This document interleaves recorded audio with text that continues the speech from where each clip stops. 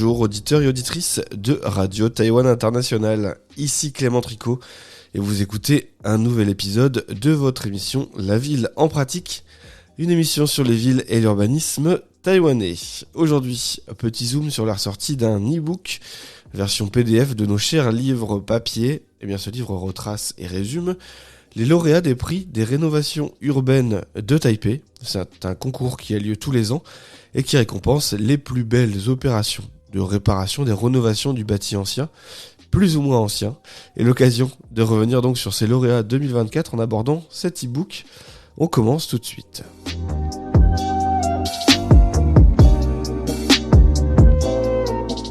Voici un concours que j'aime personnellement beaucoup dans la ville en pratique.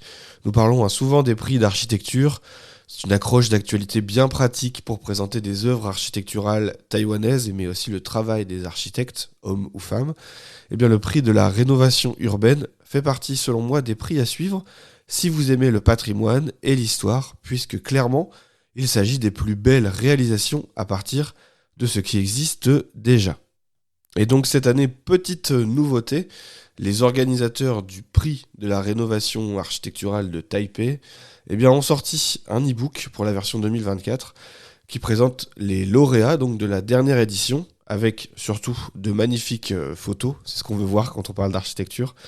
Et c'est aussi une belle trace écrite et gratuite qui rend accessible des données sur l'architecture. C'est aussi un bel outil promotionnel du patrimoine de la capitale taïwanaise. Bien évidemment, si vous voulez, vous pouvez tout de suite aller sur la page de l'émission. Je vais vous mettre le lien de cet e-book. N'hésitez pas à vous abonner au podcast en passant. Et dans l'émission, aujourd'hui, nous allons un peu parler du prix, sur son concept et sur son idée, son histoire. Et on reviendra dans la présentation des lauréats et des bâtiments la semaine prochaine. Alors, commençons en quelques mots. Le prix de la rénovation architecturale de Taipei 2024 est organisé par le Bureau de la régénération urbaine de la ville de Taipei, c'est le gouvernement municipal. Ce prix a été lancé en 2001 pour mettre en avant les constructions d'époques différentes qu'on peut voir à travers la capitale quand on se promène dans les rues. Et donc les personnes à l'initiative de ce prix étaient parties du constat que trop souvent c'est l'architecture, on va dire, des nouveaux bâtiments, un peu l'effet waouh d'une réalisation toute neuve qui est mis en avant à travers certains prix ou des constructions qui sont assez jeunes.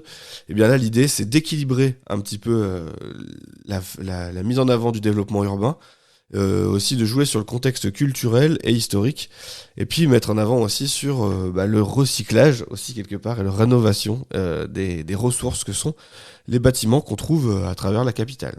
Avec ce prix, donc le gouvernement de la ville de Taipei encourage depuis 2001 à la rénovation et surtout à l'entretien pour prolonger le cycle de vie des bâtiments qui parfois étaient laissés à l'abandon en espérant qu'on allait les détruire pour faire du neuf.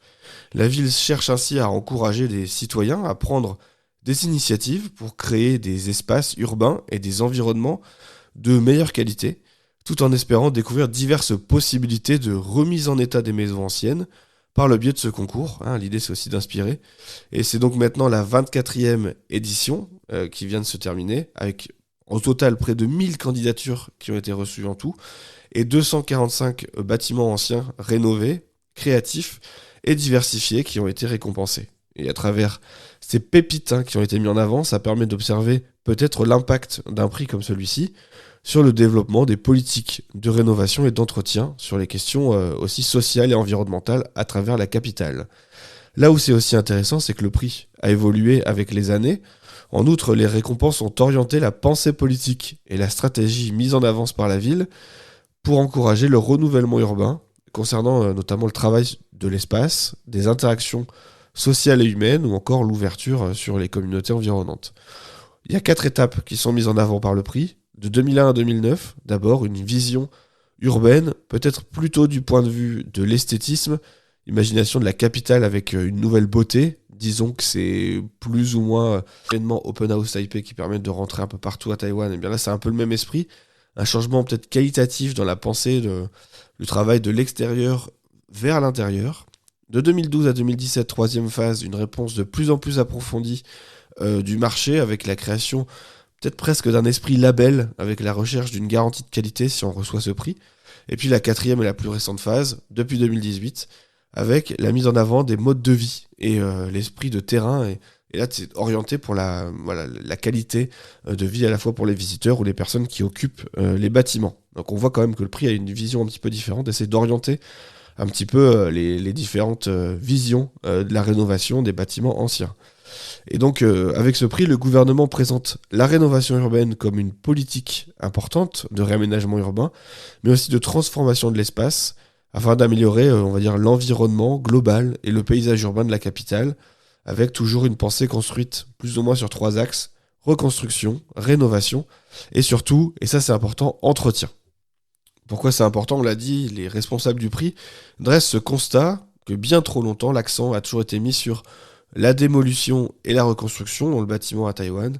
Et bien là, l'idée a été de changer un petit peu de paradigme, on pourrait dire, avec le département de la rénovation urbaine de la ville de Taipei, qui donc organise ses activités de transformation de l'espace et d'esthétisme depuis 2001, avec l'espoir que la stratégie de rénovation urbaine puisse s'étendre aussi aux politiques gouvernementales pour encourager peut-être les citoyens dans le pays à rénover les vieux bâtiments afin de créer un environnement durable et aussi de s'appuyer sur le contexte historique et l'environnement spatial existant pour permettre à la ville de se régénérer.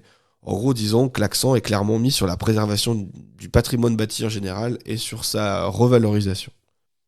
Et donc l'idée, c'est que dans un environnement urbain aussi complexe que dans les villes taïwanaises et notamment dans la capitale Taipei, en constante évolution, vous le voyez quand vous vous promenez à Taipei, des choses changent très vite. Un environnement mixte, où il y a beaucoup de formes urbaines qui se mélangent avec des bâtiments d'âge assez variés, la question pour les organisateurs, c'est aussi de savoir comment on va parvenir à un équilibre dans la préservation à la fois des anciens logements. C'est une question importante qui est valorisée et mise en avant à travers un prix comme celui-ci. Et en outre, ces dernières années, l'opinion publique sur les bâtiments anciens a beaucoup changé, qui est passé progressivement d'un accent passé sur la restauration et la réutilisation, avec cette plus grande importance accordée à la relation aussi avec les personnes et on va dire le lien qu'il peut y avoir avec le patrimoine local et la construction existante. Ça, c'est intéressant de voir qu'aussi le contexte général et le public apprécient de plus en plus la préservation du bâtiment ancien et va avoir envie de le préserver, ce qui permet aussi l'émergence de ce genre de prix. Et donc le prix a évolué avec le temps, on l'a dit, pour mettre en avant des œuvres avec des influences sociales qui vont donner à ces bâtiments anciens un nouvel imaginaire pour continuer de laisser des souvenirs importants à travers la ville et non pas faire table rase du passé et oublier toute l'histoire de la capitale. Le prix justement permet une espèce de forme d'engagement en montrant des cas classiques de rénovation et donc en les compilant et en les mettant comme ça ensemble dans un e-book ou dans des publications, ça permet aussi de s'inspirer pour des personnes qui auraient peut-être envie de se lancer dans ce genre d'aventure. Mais l'idée aussi, c'est justement de chercher des nouvelles tendances dans l'utilisation, la gestion ou encore les méthodes de construction des bâtiments ou des rénovations des bâtiments anciens. Donc l'objectif, je l'ai dit, c'est clair, c'est de fournir une référence pour le développement de la ville de Taipei vers une ville plus durable et d'encourager à ce que les anciens bâtiments deviennent des morceaux de choix dans cette capitale du futur et que ça reste et que ça se transforme et que ça avance aussi avec l'innovation et aussi le développement moderne de la capitale. Alors en 2024, comme chaque année depuis le début du concours, le prix de la rénovation architecturale de Taipei 2024 avait lancé son appel à candidature au début de l'année avec un prix total cette fois de 300 000 $ taïwanais qui sont donnés comme récompense à différents lauréats. C'est à peu près 10 000 €, donc c'est pas énorme, mais c'est un prix symbolique. Et puis le prix de la rénovation architecturale de Taipei, a accepté des candidatures à partir du mois de mai, et c'était ouvert à n'importe quel bâtiment, quelle que soit son ancienneté, son échelle ou son style, et c'était ouvert notamment à des bâtiments anciens, rénovés, qui allaient ouvrir l'imagination, exprimer une forme de créativité. Et il y a 3 œuvres principales qui ont reçu 100 000 € chacun.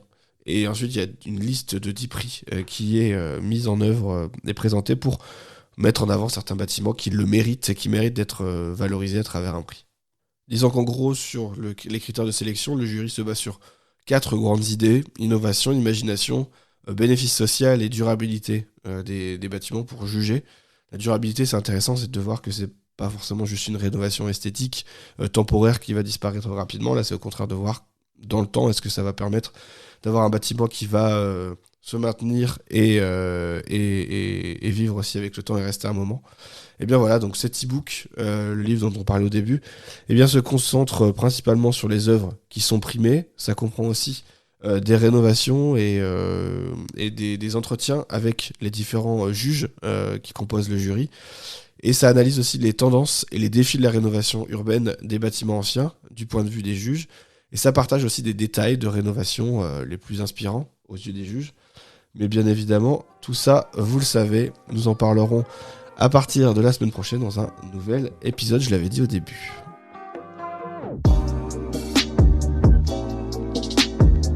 Merci auditeurs et auditrices de Radio Taïwan International d'avoir suivi cette émission La Ville en Pratique, présentée par moi-même Clément Tricot.